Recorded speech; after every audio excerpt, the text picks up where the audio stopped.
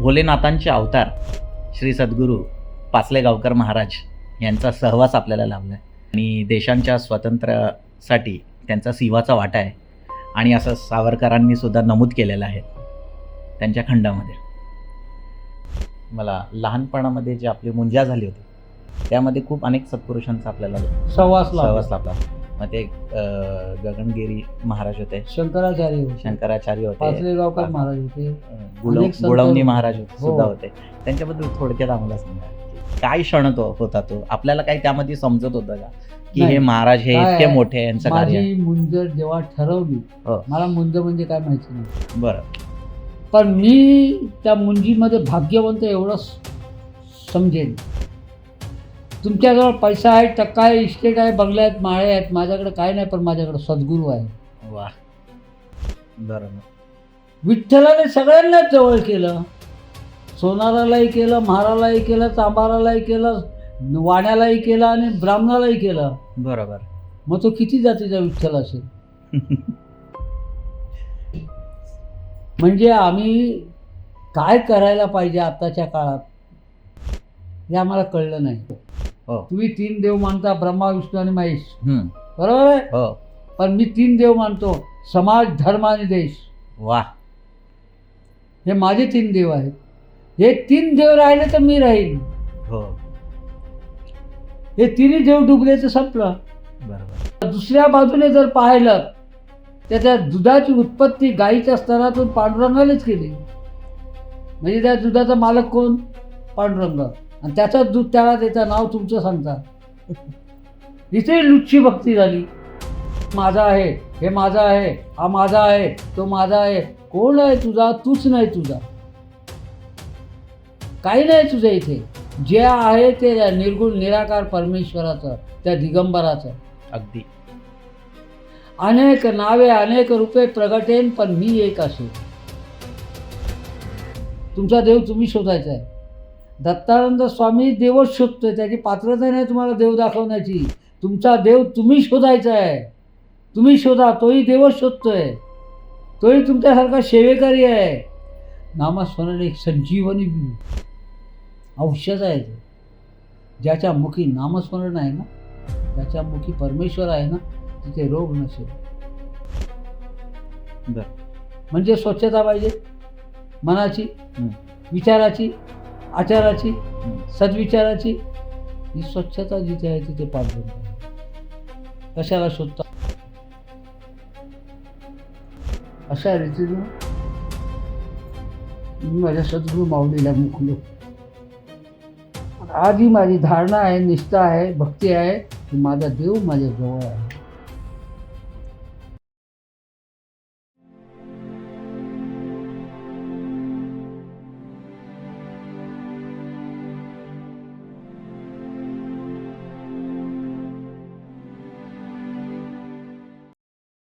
श्री स्वामी समर्थ. स्वामी भक्ती केंद्र या यूट्यूब चॅनलमध्ये आपल्या सर्वांचं सहर्ष स्वागत आहे. नेहमीप्रमाणे आपण आपल्या चॅनलला प्रतिसाद देता त्याच्याबद्दल लाख लाख धन्यवाद. आजचा जो पॉडकास्ट आहे तो अत्यंत दिव्य आणि छानसा होणार आहे.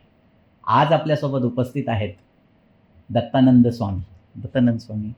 मी आपला स्वामी भक्ती केंद्र या यूट्यूब चॅनलमध्ये सहर्ष स्वागत करतो. श्री गुरुदेव दत्त. गुरुदेव.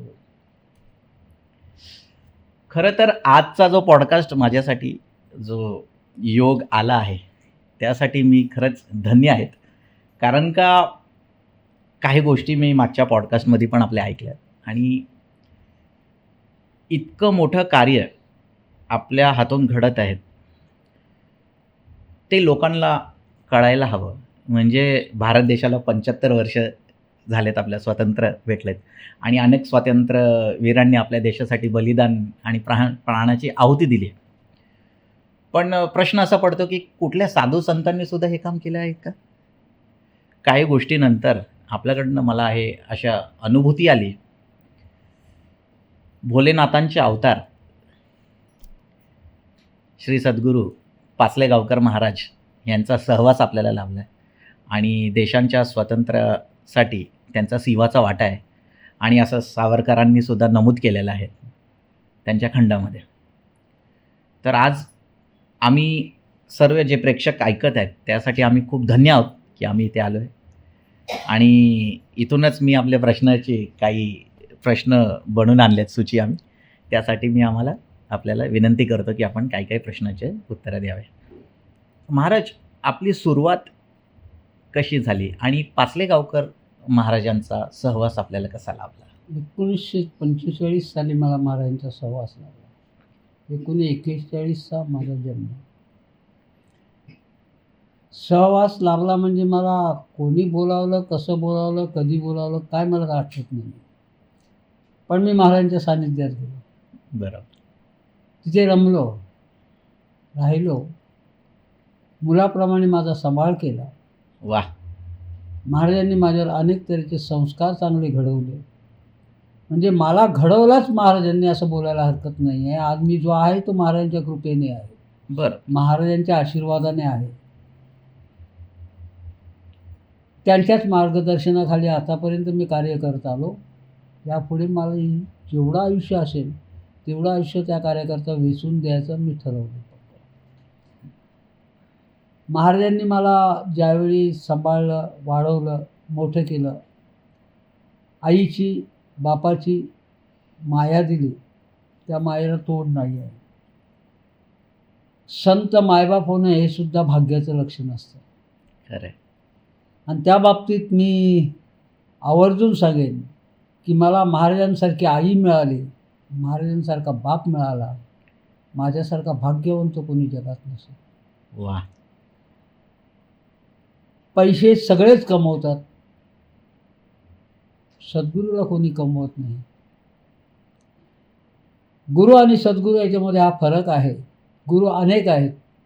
विद्या शिकवणारा गुरु, चोरी शिकवणारा गुरु, बरोबर. डॉक्टरी टाकणं शिकवणारा गुरु, बरोबर.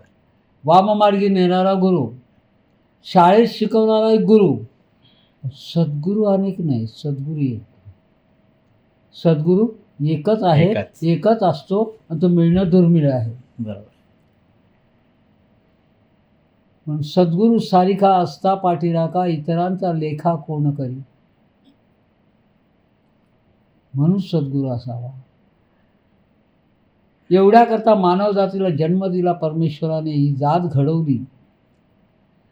मानव ह्या जातीला या पृथ्वी तळावर आणलं, ही पृथ्वी निर्माण केली. त्या परमेश्वराची एक इच्छा होती की माझं नामस्मरण सगळीकडे गाजेल, माझं भजन गाजेल आणि मी जन्माला दिलेली प्रत्येक मुलं माझ्या आज्ञेत राहतील. आता तुम्ही मगाशी जो प्रश्न केलात की नाही की साधू संतांना हे संपवता आलं असतं, बरोबर, पण त्यांनी संपवलं नाही. छोटंसं उदाहरण देऊ तुम्हाला. कृष्णाला पांडवांचं युद्ध संपवता आलं असतं, पण त्यांनी संपवलं नाही. बरोबर. संपवलं नाही आहे. कर्मानुसार, कर्तव्यानुसार आणि नियतीच्या मार्गाने गेलं पाहिजे. नियतीचं उल्लंघन होता कामा नये. आमचे साधू संत त्या मार्गानेच गेले. त्याने मनात धरलं असतं तर एका क्षणात पृथ्वीचा सगळा कायापालट करू शकत होते. हो. पण त्याने ते नाही केलं. ज्ञानेश्वर माऊलींनी माझ्या कधीही नियतीचा भंग नाही केला, नियतीचा मार्ग नाही बदलला, नियतीच्या विरुद्ध नाही गेले, नियतीप्रमाणे गेले. अनेक छळ कपट सहन केले, पण त्याच्या ताकदीचा किंवा शक्तीचा उपयोग ज्ञानमाऊलीने नाही केला. नाही केलं. मगाच्या प्रश्नाला तुम्हाला मी उत्तर दिले बरोबर. की ते साधू संत नाही करू शकत. आताही साधू संत अनेक आहेत, हिमालयात आहेत, आखाड्यात आहेत, अनेक संत प्रभावशाली आहेत. ते सगळं करू शकतात, पण ते करणार नाहीत. कारण त्या नियतीच्या विरुद्ध जर तुम्ही गेलात तर तुम्ही अपराधी ठराल. नियतीने आखून दिलेल्या रेषेप्रमाणेच गेलं पाहिजे. बरोबर. आणि नियतीचा रेषा जर ओलांडली तर नियती कोणालाही माफ करत नाही. बरोबर. हे खूप मोठं आणि भरपूर लोक विचार करतात की आमचे कामं का होत नाही, आणि याचं एकदम जबरदस्त उत्तर आपल्याकडे मुखातून आलेलं आहेत. माझा हा प्रश्न होता, त्याचं उत्तर तुम्ही पर्सनली म्हणजे हे दिलेलं आहे. तर पुढच्या प्रश्नाकडे वळतो. गुरुजी, आपल्या जे बालपण होतं त्याबद्दल थोडीशी माहिती आम्हाला आहे, पण त्यामध्ये पाचलेगावकर महाराजांचं आगमन कशा पद्धतीने झालं आणि ते कसं पुढे नेलं याबद्दल थोडीशी माहिती द्या. आता महाराजांचं आगमन 1968ला माझ्या इथे झालं. तो दिवस होता दीप अमावस्या, ज्याला गलिच्छ भाषेत गटारे अमावस्या बोलतात. बरोबर. आमच्या भाषेत त्याला दीपा अमावस्या बोलतात. दिव्याची पूजा करायची असते त्यावेळी. सहज सकाळी बसलो होतो, माझे वडील होते आणि महाराजांचं आगमन झालं. जय जय रघुवीर समर्थ आरोळी ऐकली, बाहेर गेलो चरण धरले. देवा, न बोलवता आलायस हे माझं परमभाग्य आहे. तर नाही म्हणे, प्रल्हादाने बोलावलं नाही नारायणाला, नारायण गेला प्रल्हादाकडे. संत जनाबाईने आमंत्रण नाही दिलं विठ्ठलाला, विठ्ठल गेला जनाबाईकडे. बरोबर. तसा मी आलो तुझ्याकडे, तुला शोधत, तू माझा आहेस. हे वाक्य ऐकल्यानंतर अंगात शहारे उभे राहिले. गरीब आहे, दुबळा आहे, खायला अन्न नाही आहे, पण आज मला माझ्या देवाने त्याचं समजलं. त्याबद्दल माझ्या इतका श्रीमंत कोणी नाही. बरोबर. अशा रीतीने आमचा संवाद चालू झाला. माझ्या आईची श्रद्धा महाराजांवर खूप मोठी होती आणि सहज महाराजांनी सांगितलं, इथे अनेक साधू संतांच्या समाधी आहेत, इथे मंदिर व्हावं अशी माझी इच्छा आहे. आणि आम्ही ती उपासनेला जागा देऊन टाकली. मी देतो महाराज तुम्हाला. वाह. आणि तिथून इथे या जागेत उपासना चालू झाली. अनेक संतांनी गाठीभेटी दिल्या, अनेक संत आले. एक लक्षात ठेवा, संत अनेक आहेत, देव अनेक आहेत, गुरु अनेक नाही. जोडलेले आईबाप अनेक आहेत, पण जन्म देताला आईबाप एकच आहे.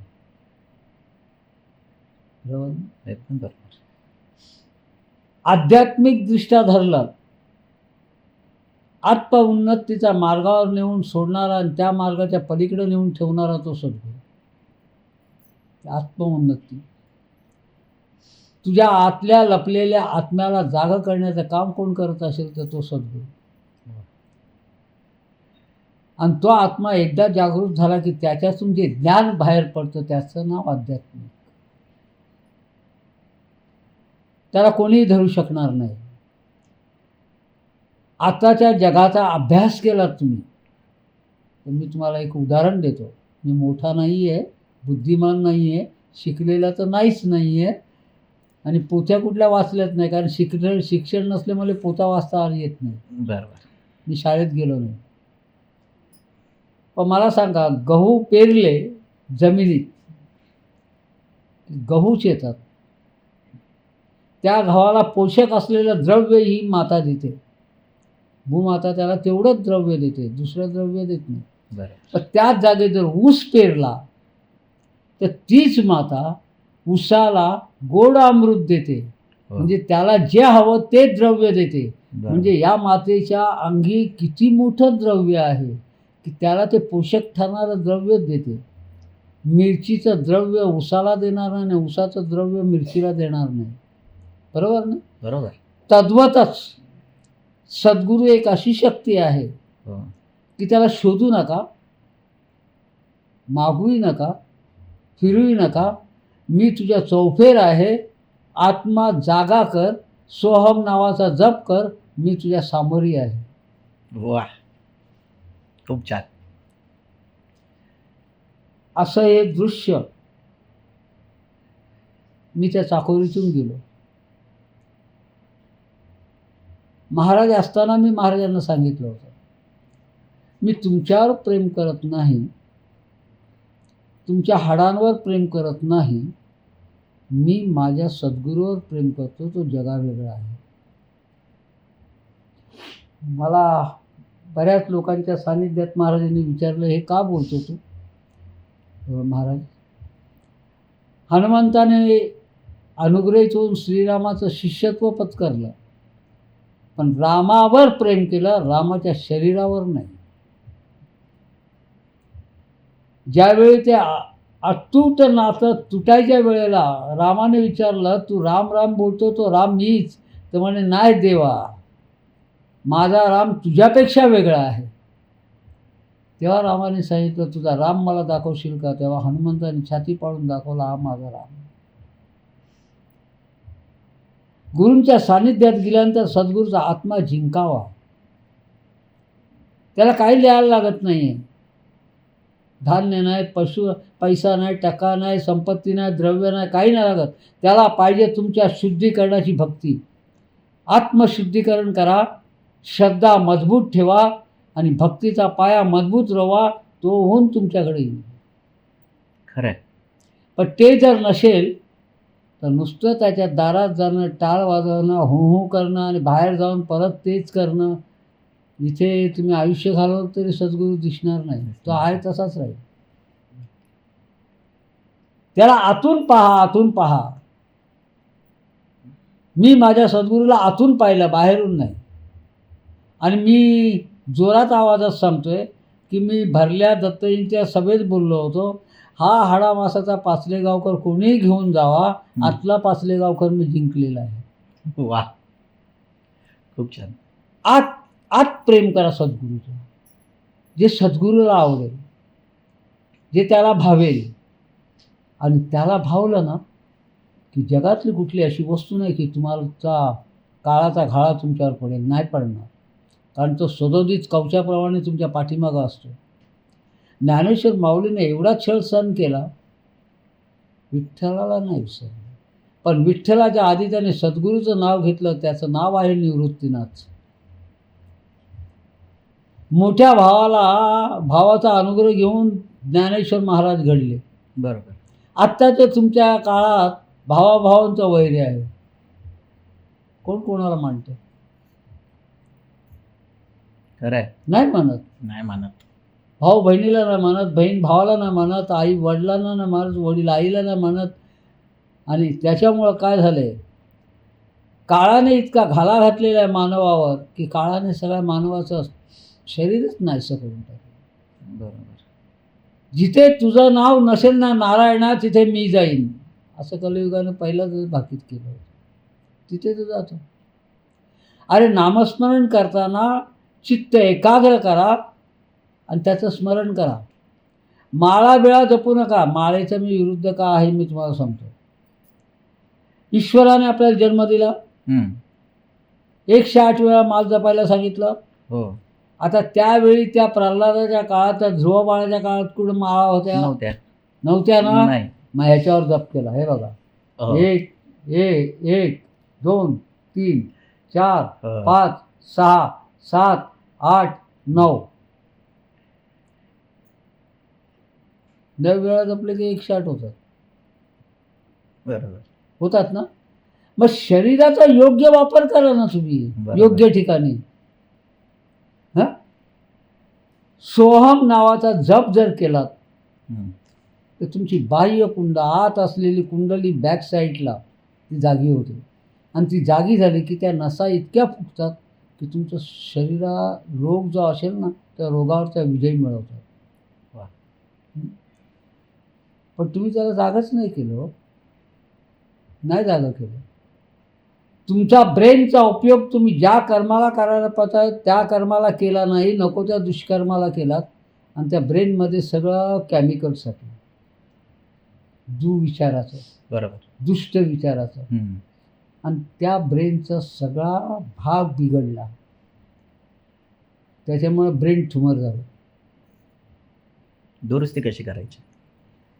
आता ह्याला दुरुस्ती करण्याकरता डॉक्टर मी सायन्स मानतो. बरोबर. सायन्स असावं. सायन्स पाहिजे, कारण हवेच्या माध्यमातून त्या हवेत विरघळणाऱ्या त्या धुळीच्या कणातून काही रोगजंतू येतात. त्याला नष्ट करण्याकरता डॉक्टर असावं. पण डॉक्टरला विचारा की तुम्ही डॉक्टर झालात की नाही, तर कुठून झालात, कसे झालात.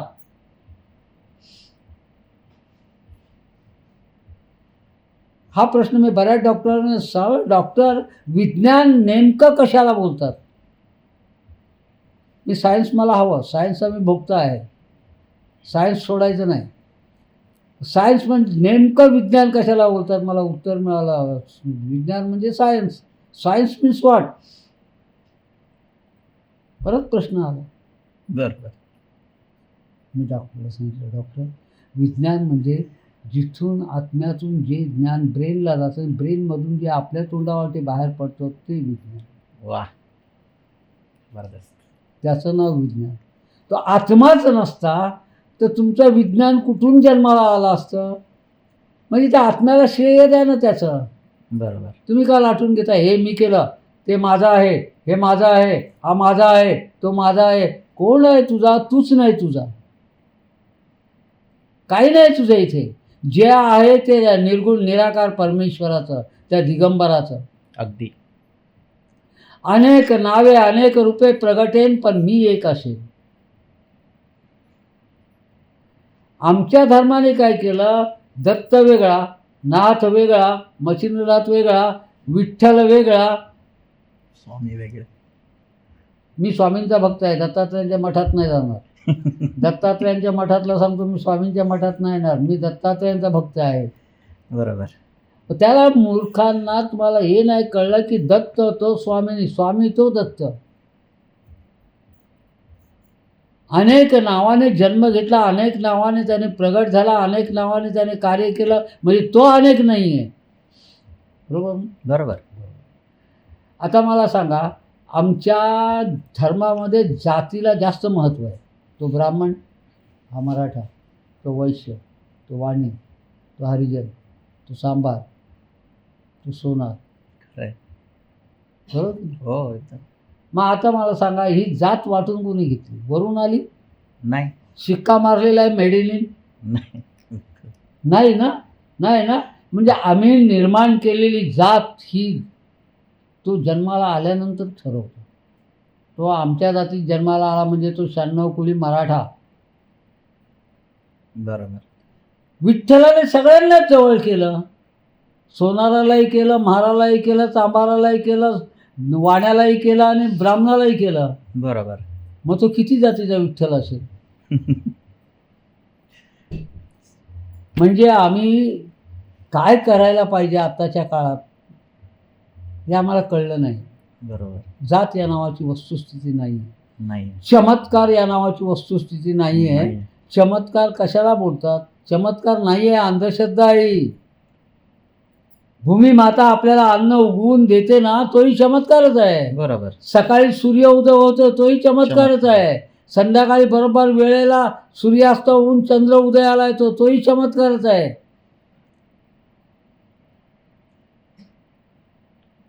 म्हणून भक्ती ही पोतीनिष्ठ नाही, सत्यनिष्ठ नाही, तत्वनिष्ठ नाही, ती एकनिष्ठ असलेली एक आध्यात्मिक कार्याची भक्ती आहे. पोथी त्याच्यावर आधारित आहे. आणि म्हणून एक वाक्य आहे भगवद्गीतेतलं, परे पूर्णे चिदाकाशे निर्विकल्पे निरंजने सर्वभूतलयं दृष्ट्वा भूतशुद्ध्या प्रजायते.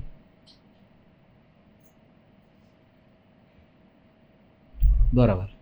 आमची माणसं उपासना करतात, पण उपासना करताना हे नाही कळत की याचा अर्थ काय आहे. बरोबर. थोडंसं असं वळण घेतो मी सांगतो तुम्हाला. हो. भक्ती मार्ग हा मोठा मार्ग आहे, लांबचा हायवे आहे, खूप मोठा हायवे आहे. म्हणजे याचे किलोमीटर मोजता येणार नाही. पण त्या हायवेवर आणून आपल्याला सद्गुरूंनी ठेवलं आहे. हळूहळू का होईना शेवटच्या टोकापर्यंत त्या मार्गावर जा. बरोबर. भक्त प्रल्हाद गेला, अनेक भक्त गेले, अनेक संत गेले, चोखामेळा गेला, माझा दामाजी पंत गेला, माझी जनाई गेली, माझा नामदेव महाराज गेले.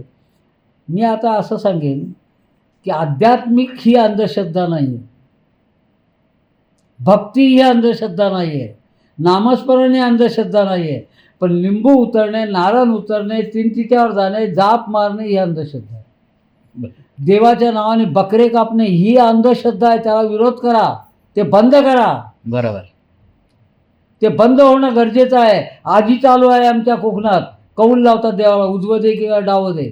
बरोबर. काय लावता? नका लावू ते. पालखी काढा, नामस्मरण करा, गजरात त्याची पालखी मिरवणूक न्या. त्याला उजवं द्या आणि डावं द्या कशाकरता बोलता? कोणी प्रथा पाडली? नाही आहे, नाही आहे ना, मग कशा करता?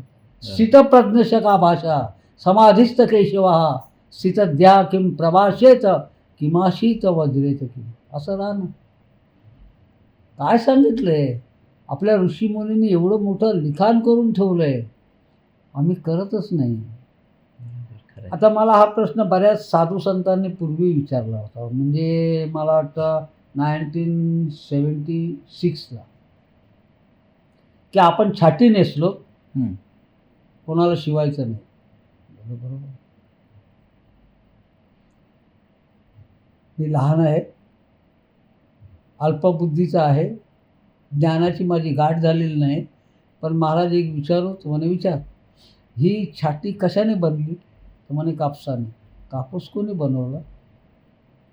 अनेक जातीच्या शेतकऱ्यांनी. आणि मग त्यांना शिवायचं नाही. वा. महाराज तुकाराम महाराजांनी सांगितलंय, ऐसे केले या विठ्ठले नाही सोवळे ओवळे. मन स्वच्छ नसेल ना, बाहेरून जर तुम्ही हे नेसला असाल तर त्याला काय अर्थच नाही राहिला. हे नेसले बाहेरून तुम्ही, पण आत तुमचं पाप आहे, मलिन आहे ते शरीर, पापी आहात तुम्ही. त्या वस्त्राला काय उपयोग? बरोबर. तुम्ही साधू संत महाराजांना मी आदर करतो, सगळ्या संतांचा मी दास्यत्व पत्करतो. मी सगळ्या संतांचा संत माझे मायबाप आहेत. पण आता मायबापांना सांगणं गरजेचं आहे की तुम्ही हिंदू धर्मासाठी जगा, हिंदू धर्मासाठी देह समर्पित करा, आणि त्या देहाला डाग लागणार नाही इतक्या सगळ्या स्त्रियांना आपली मायमाऊली समजून नमस्कार करा. तिथे संत आहे. वा. संत कोणाशी म्हणाले? ज्याचं सदाचरण आहे, सन्मार्गी चाललाय, जो सद्भोगतो, जो सत्यवचन वागतो, आणि प्रत्येक स्त्रीला जो आपली आई समजतो, तो संत. अगदी. मग ती वयाने स्त्री लहान असो वा मोठी असो. बरोबर. बरोबर. परिस्थिती अशी आहे आजच्या काळातली की आज आमच्या भारतवर्षाला जी ग्लानी लागत चालली त्याला कारण आम्हीच. आता भारताला ग्लानी लागलेली आहे, धर्म लयाला चाललेला आहे, मानव जातीवर कुऱ्हाड कोसळले आहेत, शेतकरी आत्महत्या करतायत. या ज्या सचिवालयात बसल्यात या ढेकणाला त्याची काय परवा आहे? ढेकूनच बोलतो मी त्यांना. बरोबर. काय परवा आहे त्यांना? शेतकरी आत्महत्या करतात, काय होतं त्याचं? शेतकऱ्यापर्यंत काय योजना पोचतात का? नाही, त्या कागदावरच राहतात. त्या योजनेचा सगळा लाभ यांच्या घरी जातो. यांचे 15 फार्म हाऊस होतात. शेतकरी बिचारा उपाशी मरतो. बरोबर. ज्याच्या जीवावर आम्ही जगत आहोत, ज्याने पिकवल्यानंतर आम्ही खात आहोत, तो शेतकरीच नसला तर तुम्ही खाल काय? त्या शेतकऱ्यात देव बघा, त्या शेतात देव बघा, तुम्हाला देव दिसेल. शोधू नको मला. बरोबर. एक मोठ्या माणसाची कविता आहे, कुठे शोधिशी रामायण. कुठे शोधतो मला? मी तुझ्या समीप आहे, जवळ आहे, तू ओळखलंच नाही मला. प्रत्येक माणसात देव आहे. देह धारण केला तो देव, बरोबर. आणि जो पराकोटीला गेला तो परमेश्वर. तो निर्गुण निराकार आहे, त्याला आकारच नाही आहे. मग स्वतः देव शोधा ना. कुठे जातं? मंदिरात. कशाकरता जातं मंदिरात? मंदिर हे आपल्या धर्माला एकत्रित करण्याचं साधन आहे. माझ्या आश्रमात तुम्ही बसलात, पाठीमागे महाराजांनी दत्तमूर्ती बसवलेली आहे, तुम्हाला आम्हाला एकत्र येऊन भजन करून सख्या भावासारखं राहण्याकरता. देव नाही, देव तुमच्यात आहे. देव सगळ्यांच्यात आहे. शोधा म्हणजे सापडेल. बरोबर. पण तुम्ही शोधलंच नाही. आणि मग वर्षातनं एकदा तीर्थयात्रेला जातात, पैसे असतील ते संपवतात. बरोबर. संपले की परत घरी येतात. परत एक कर्जाचा बोजा होतो, नंतर टेन्शनमध्ये माणसं राहतात. आता हे झालं माणसाचं. मी थोडंसं माझ्या आया बहिणींवर वळतोय. माझ्या आया बहिणी आहेत, त्या माझ्या आहेत, त्या माऊली आहेत माझ्या, त्या बहिणी आहेत माझ्या. माझ्या देशाचं, माझ्या धर्माचं सगळं खांब त्यांच्यावर आधारित आहे, कारण आमचा जन्मच त्यांच्या पोटी झाला आहे. बरोबर की नाही? बरोबर. पूर्वी 1940च्या अगोदर स्त्रिया होत्या, सकाळी उठायच्या, पहाटे सडा सारवण करायचं, रांगोळ्या काढायच्या, पहाटे 5 वाजता जात्यावर पीठ दळताना विठ्ठलाच्या ओव्या गायच्या. आताची कुठली साध्वी अशी आहे? आहे? नाही, खूप क्वचित, कमी. तेवढे कष्ट उपसून, दळण दळून, भाकरी भाजून, सगळं करून, सगळ्यांना नाश्ता पाणी देऊन, सगळ्यांना पोटभर देऊन ती पाठीत सगळं भरायची आणि शेतावर चालत जायची 3 मैल लांब.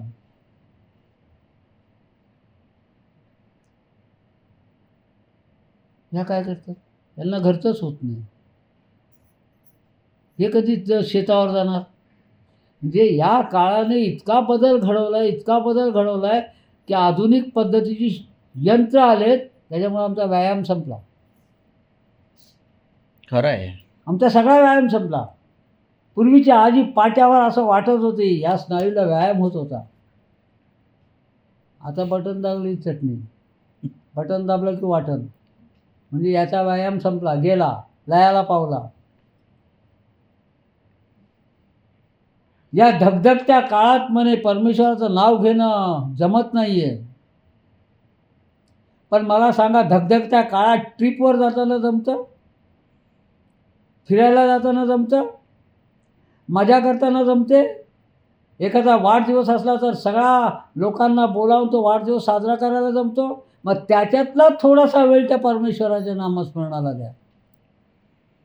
नामस्मरण एक संजीवनी औषध आहे. ते ज्याच्या मुखी नामस्मरण आहे ना, ज्याच्या मुखी परमेश्वर आहे ना, तिथे रोग नसेल.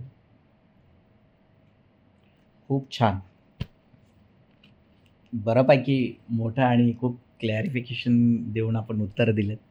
हे अशी उत्तरांची मी इतक्या दिवसापासून आमच्या पॉडकास्टमध्ये प्रखर वाणीतून कोणीतरी बोलेल अशी मी वाट पाहत होतो. आणि आपण एवढा मोठा नाही आहे मी, नाही, असं लहान हे आहे, तुमचं नाही, अल्पबुद्धीचा आहे, पण जे दिसतं तेच बोलतो. कारण माझ्या या सगळ्या लोकांना माझं हेच सांगणं आहे की देह समर्पित करा परमेश्वराला, तो त्याचा आहे, तुमचा नाही आहे. बरोबर. या देहाचा मालक कोणीतरी तिसराच आहे, तुम्ही नाही. हां, लाटून घेऊ नका. काय? बरोबर. I am a landlord this body. नाही, तुम्ही कुठं लँडलॉर्ड आहात या बॉडीचे? बॉडीचा लँडलॉर्ड वेगळाच आहे. आणि त्याने प्रत्येकाला श्वास वाटून दिलेला आहे. तेवढा श्वास संपल्यानंतर जाणे आहे, थांबणे नाही. जे जन्माला आलं ते नाश पावणारं आहे. आता मला सांगतील लोक, अहो का आमच्या जीवावर उठलात का? तर मी तुम्हाला स्पष्ट सांगेन, जे जमिनीतून उगवतं ते भात, भाताचं रूपांतर कणसाचं रूपांतर तांदूळ, बरोबर आहे? ते जन्माला झालं ना, जमिनीतून जन्म आला त्याचा. पण तांदळाचा अंत आहे. कारण ते तांदूळ आपण विकत आणतो, घरी स्वच्छ करतो, पाण्यात घालतो, धुवून काढतो आणि शिजवतो. अंत झाला ना. आणि नंतर मानवाचं समाधान होत नाही म्हणून त्या तांदळाला चावून खातो.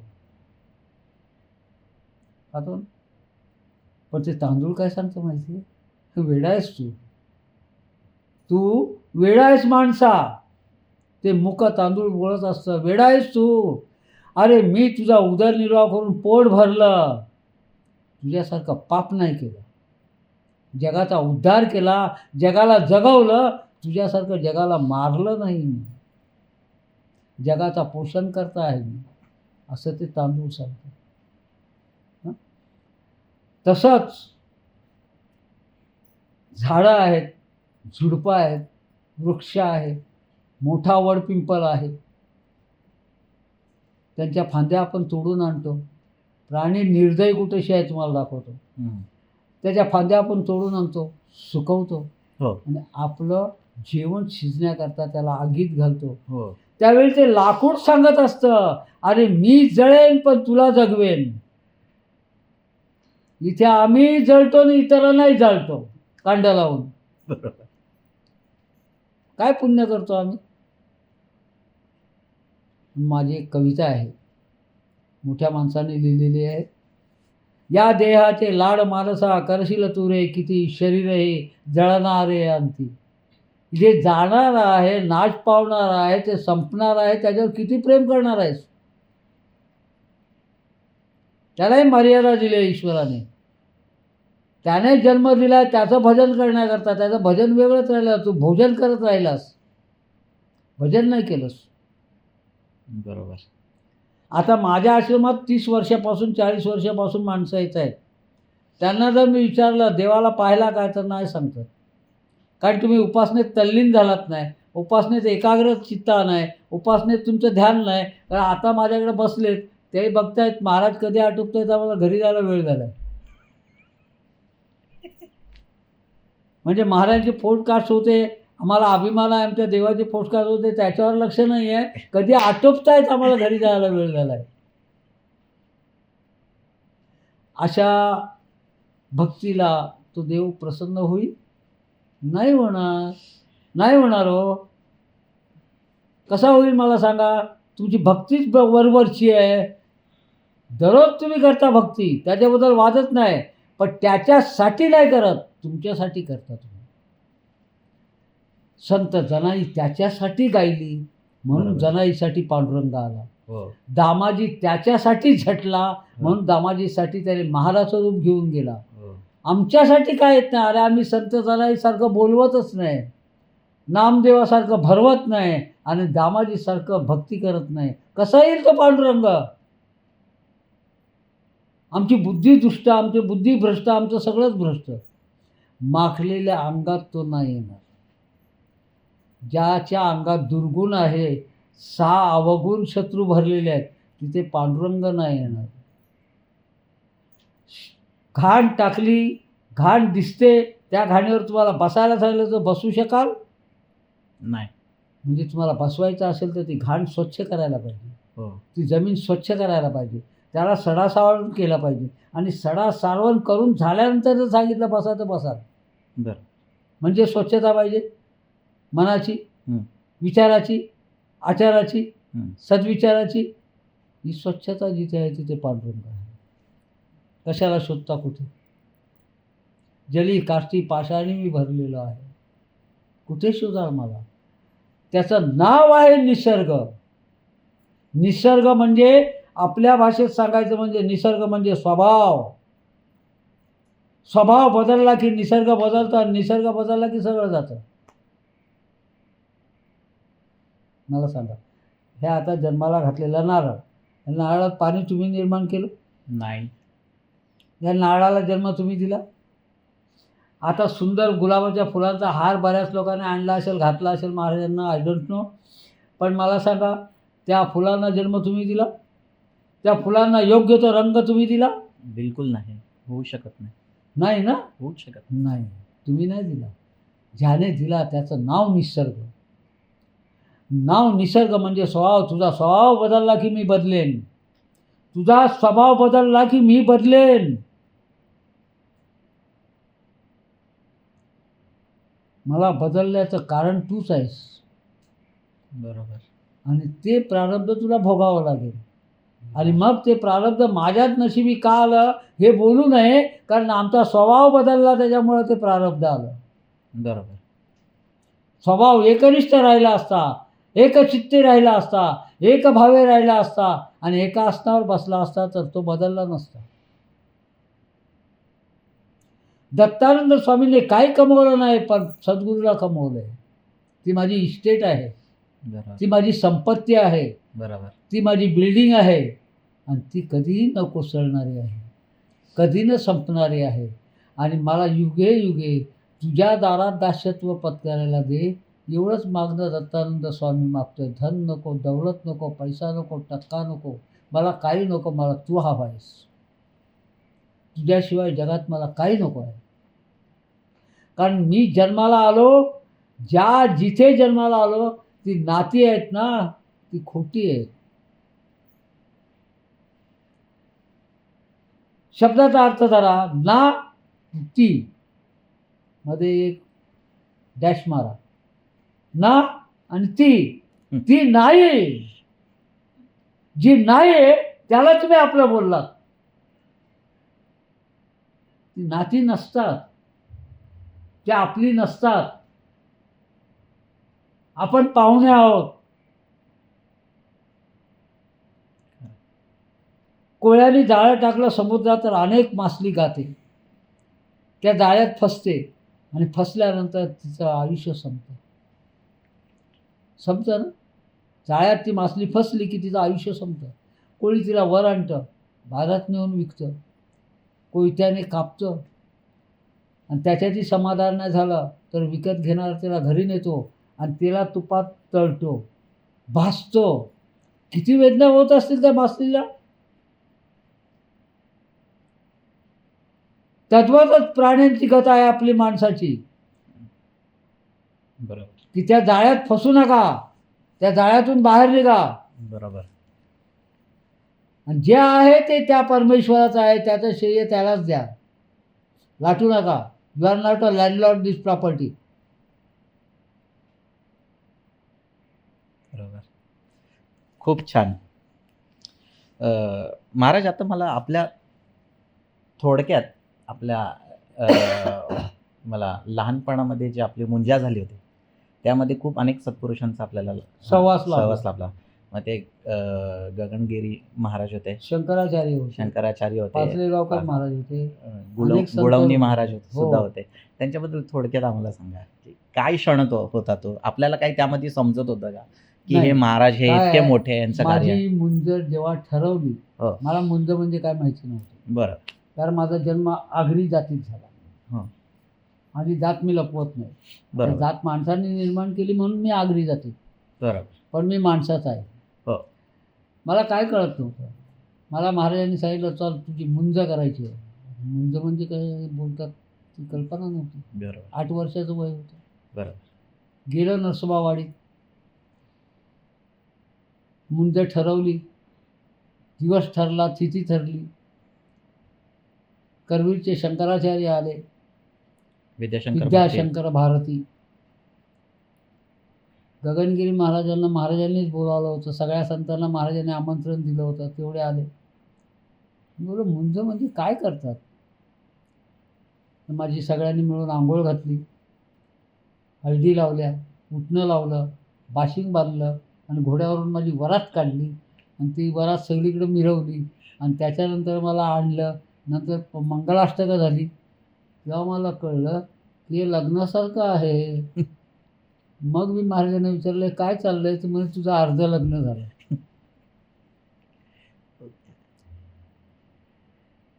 पण मी त्या मुंजीमध्ये भाग्यवंत एवढं समजेन. तुमच्याजवळ पैसा आहे, टक्का आहे, इस्टेट आहे, बंगले आहेत, माळे आहेत. माझ्याकडे काय नाही, पण माझ्याकडे सद्गुरू आहे. वा.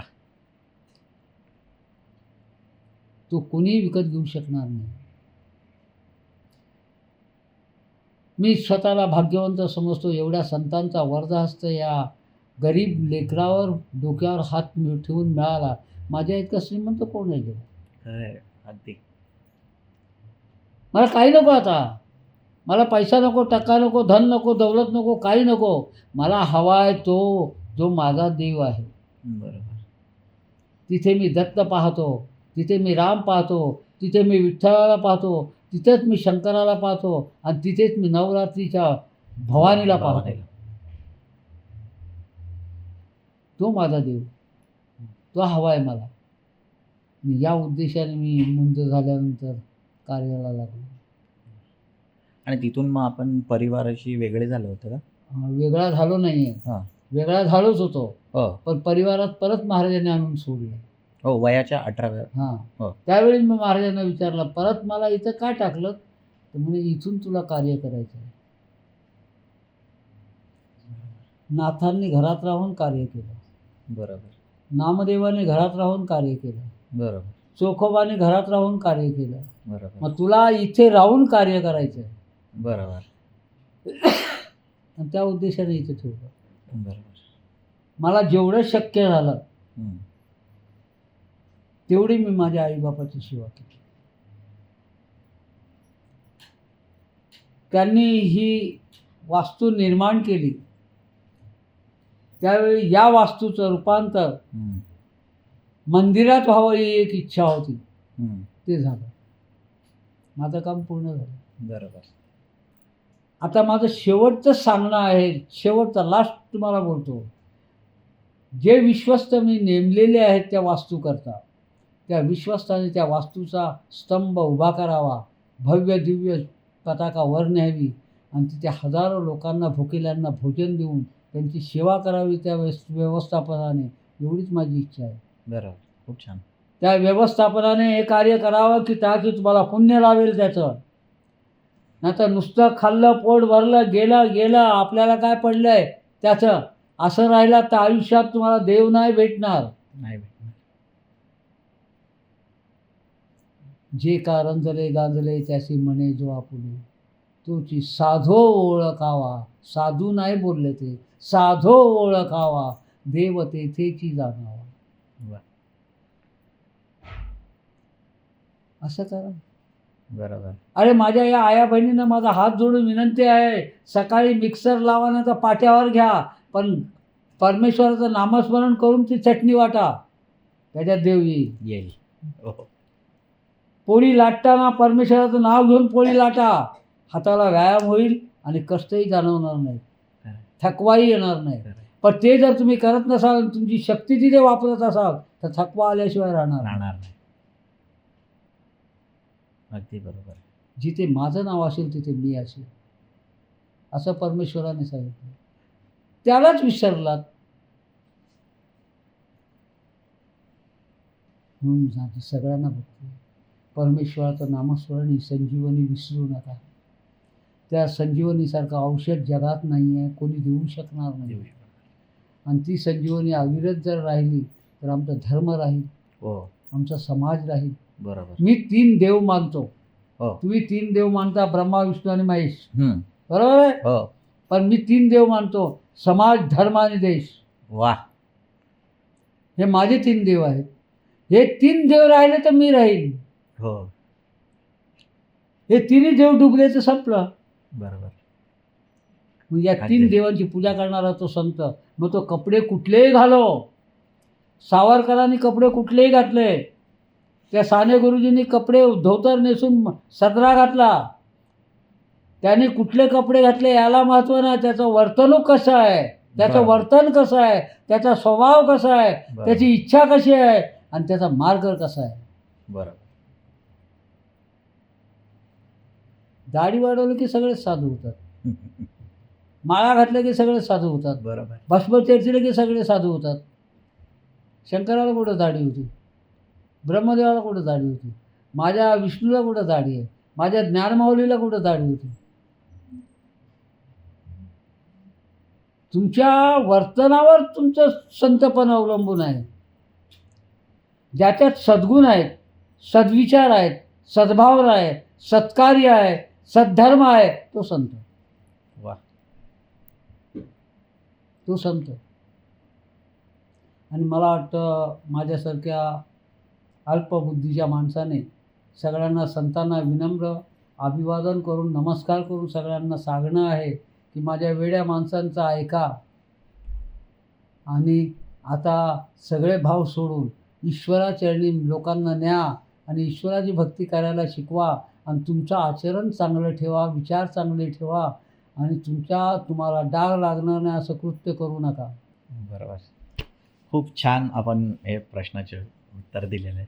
आपण ज्या पद्धतीने काही गोष्टी सांगितल्यात ते खरंच म्हणजे आपल्या भक्ताला नव्हे तर पूर्ण देशाच्या नागरिकांना, जे पण आपल्याला बघत आहेत, ऐकत आहेत, त्यांना हे अंमलात आणणं हे खूप गरजेचं आहे. आणि खूप छान गोष्टी केल्या आपण.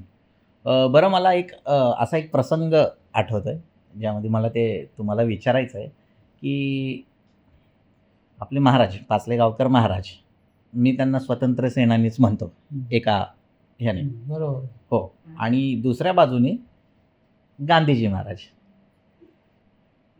तर त्या दोघं एका वेळी एकाच तुरुंगात होते असं म्हटलं जातं. बरोबर. तर त्यांच्याबद्दल थोडीशी आम्हाला काय कथा होती थोडीशी ती? माहिती हो. देतो. मला जेवढी माहिती आहे, हो चालेल जास्त मला काय माहिती नाही. चालेल. एका खोलीमध्ये त्यांना ठेवलं होतं. हो तुरंग होता? एका तुरुंगात होतं. हो ठीक. तुरुंगाच्या एका खोलीत ठेवलं होतं दोघांनाही. हां त्यावेळी सहज महाराजांनी विचारलं, गांधी, अहिंसा तत्व मैं मानता हूँ,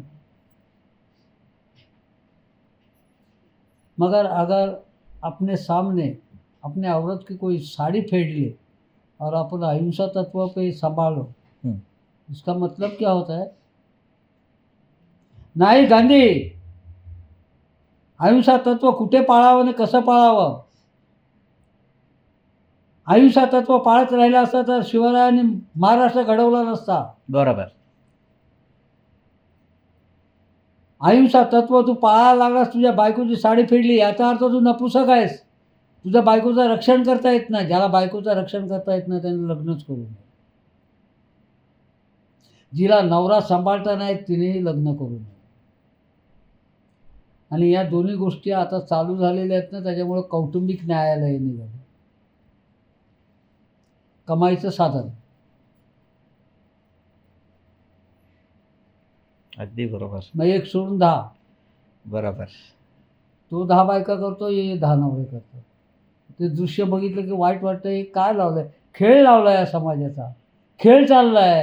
अहो तुमच्यावर मंगलाष्टक झाली, शुभमंगल. शेवटचं अक्षर आहे सावधान.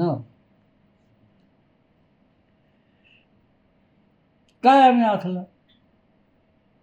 तेवढ्याकरता समर्थ रामदासांनी बिचाऱ्यांनी सगळा त्याग करून बाहेर पडले आमचं रक्षण करण्याकरता. काय केलं आम्ही रामदासांचं? म्हणून माझ्या या आया बहिणींना माझं सांगणं आहे, सकाळी उठलात की हात जोडात, अंथरुणात बसलेल्या अंथरुणातच आणि डोळे मिटून शांत राहून सांगा, प्रभाते मनी राम चिंतित जावा, पुढे वैखरी रामादी वदावा, सदाचारा थोर सांडू नये तो, जगी मानवी तोची तो धन्य होतो. ही प्रार्थना करा आणि हात असे ठेवा. शिवम करोति कल्याणम आरोग्यम धनसंपदा शत्रुबुद्धी विनाशाय दीपज्योती नमोस्तुते. कपाळाला हात लावा, अंथरून सोडा आणि मग तुमचं कार्य करा. इथं उठल्या ती काय करते, ही काय करते, तिने काय केलं, ह्याने काय केलं, अमक्याने काय केलं, तमक्याने काय केलं, बाजूवाल्याने काय केलं. आता मला सांगा, असं जर तुम्ही करत राहिलात आणि आयुष्यभर दत्तानंदाच्या स्वामीच्या मठात आलात ते देव दिसणार नाही हो. दत्तानंद स्वामी देव नाही दाखवणार, त्याची पात्रता नाही तेवढी. तुमचा देव तुम्ही शोधायचा आहे. दत्तानंद स्वामी देवच शोधतोय, त्याची पात्रता नाही तुम्हाला देव दाखवण्याची. तुमचा देव तुम्ही शोधायचा आहे. तुम्ही शोधा, तोही देवच शोधतोय.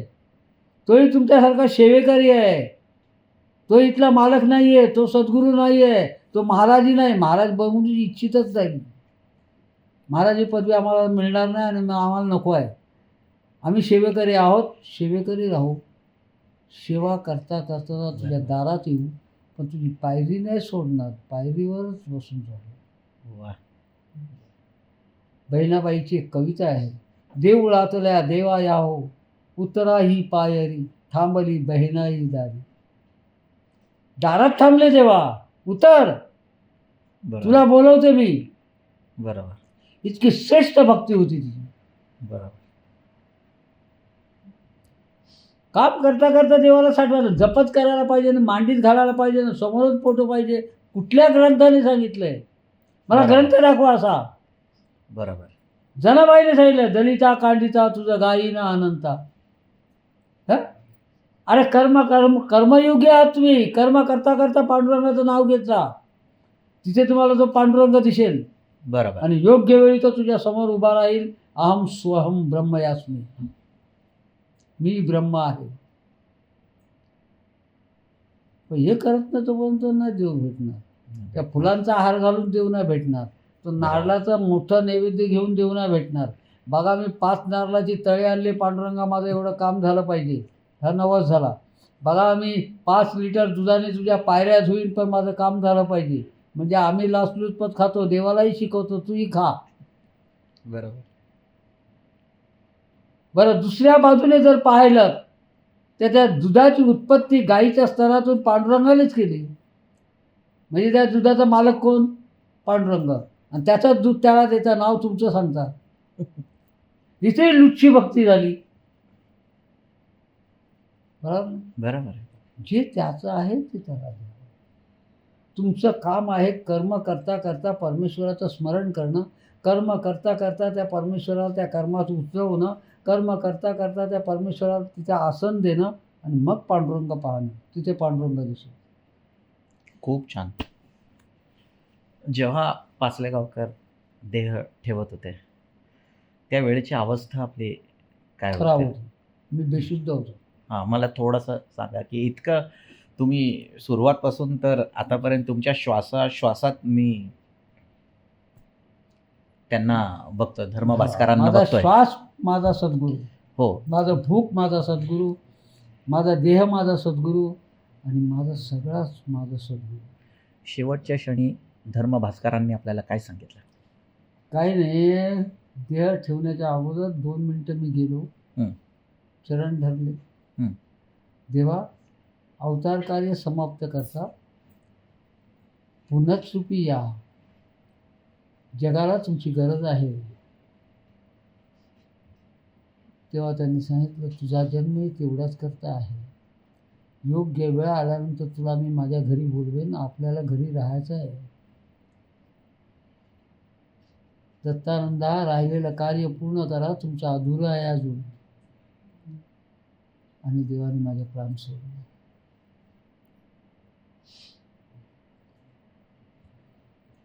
अशा रीतीनं मी माझ्या सद्गुरू माऊलीला मुकलो. आजही माझी धारणा आहे, निष्ठा आहे, भक्ती आहे की माझा देव माझ्या जवळ आहे.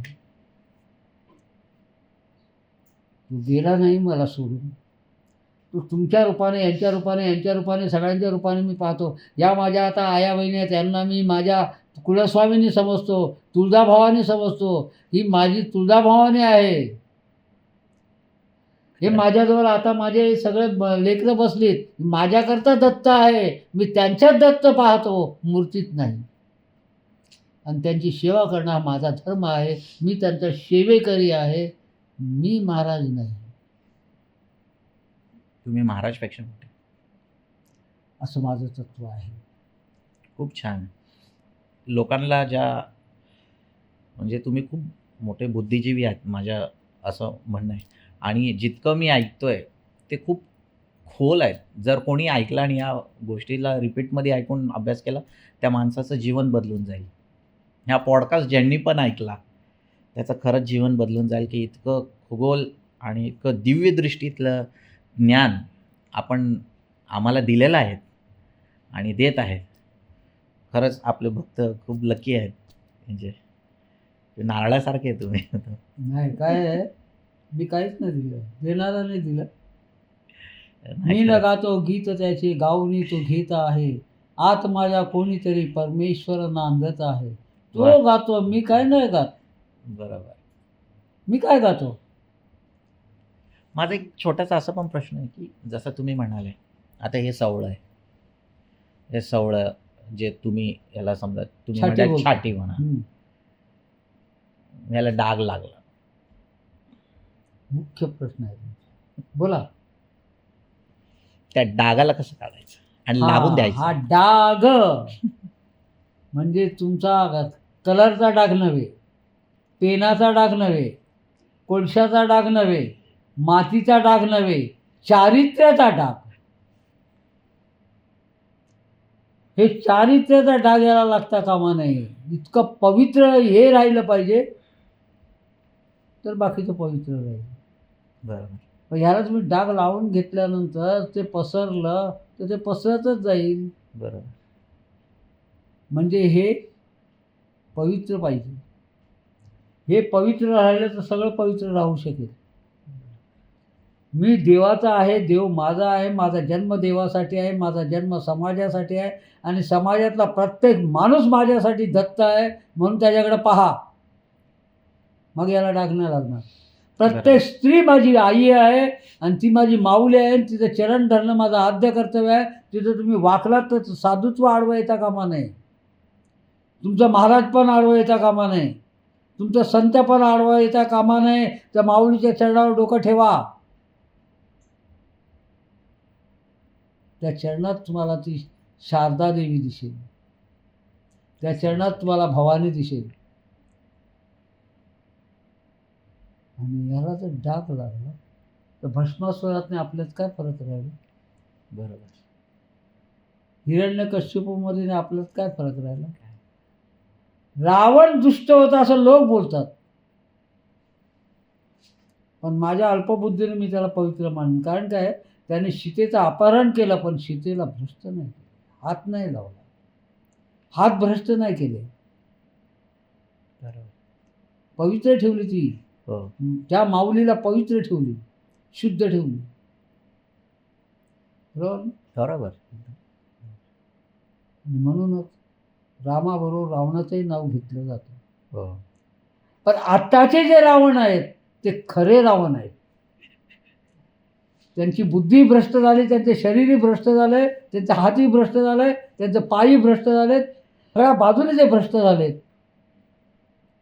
शेवटचा एक प्रश्न मी तुम्हाला विचारतो हं. की जे लोकही आपला पॉडकास्ट आता ऐकत आहेत, ठीक आहे, त्यांच्यासाठी हा प्रश्न की ईश्वराची भक्ती एका साधारण माणसाने संसारात राहून कशी करावी? मुख्य प्रश्न विचारला.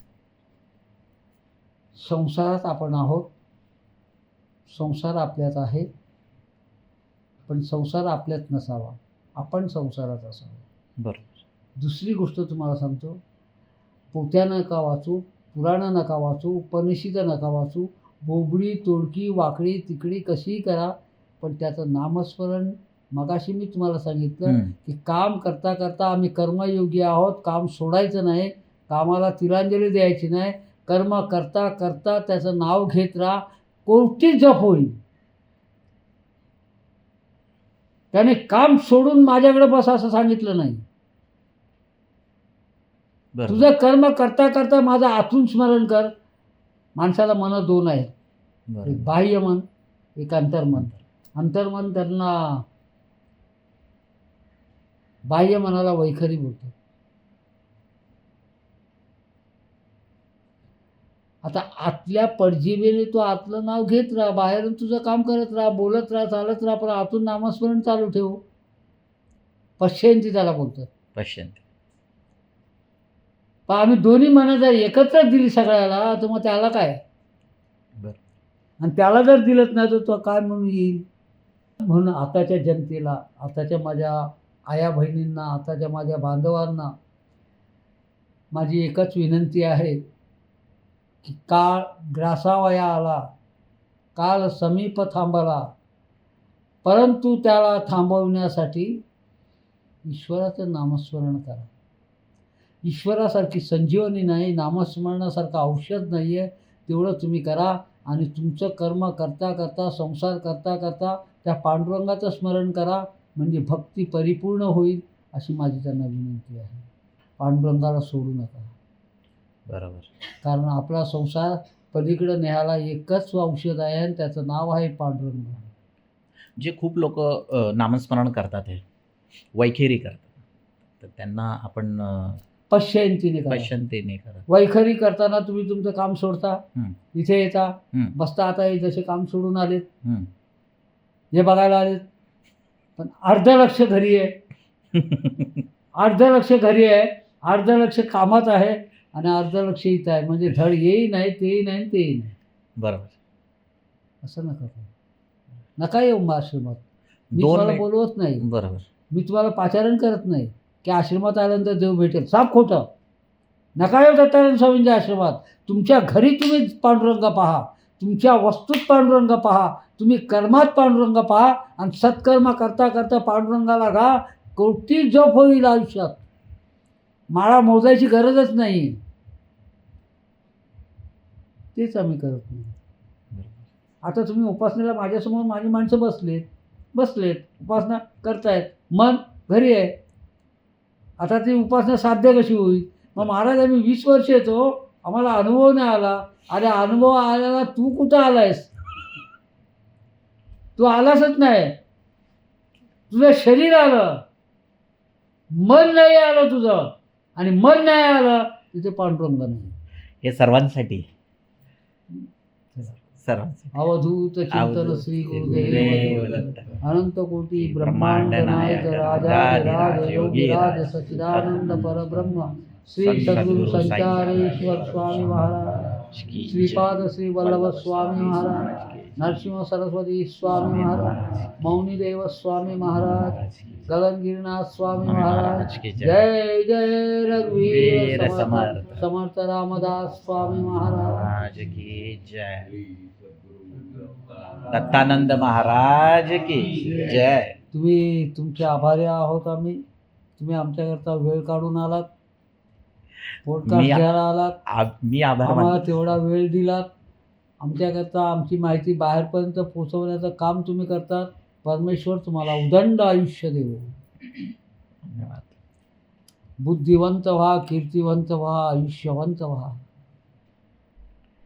आपल्या आशीर्वादाची खूप गरज आहे. आमचा आशीर्वाद. मित्रांनो, आज एक उत्स्फूर्त आणि एक जबरदस्त असा मी म्हणेल की हा पॉडकास्ट झालेला आहे. तरी माझे सर्व भक्तवर्ग, मित्रवर्ग यांना श्री दत्तानंद महाराजांचा पॉडकास्ट कसा वाटला हे आम्हाला कमेंटमध्ये सांगावं. जर तुम्ही कमेंट करणार नाही तर मला कळणार नाही की यामध्ये अजून आपण काय नवीन घेऊन येऊ शकतो.